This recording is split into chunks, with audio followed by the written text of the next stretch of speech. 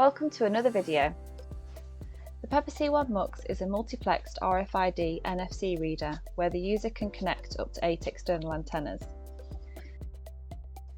I have a Pepper C1 MUX with 4 external antennas connected to antennas 1, 2, 3 and 4.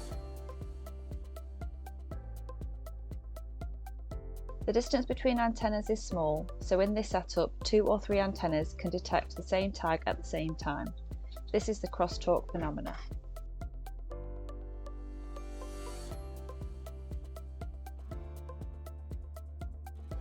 As you can see, I have scanned this card and I have readings from multiple antennas in a random order. To stop this, our standard rule is to place the antenna at least one antenna's width apart. Now I will scan the card against the readers again.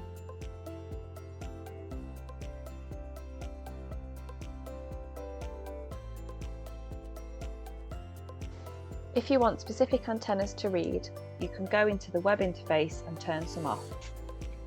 Now I will disable antennas 2 and 4. Now when I scan, these readers don't give any outputs.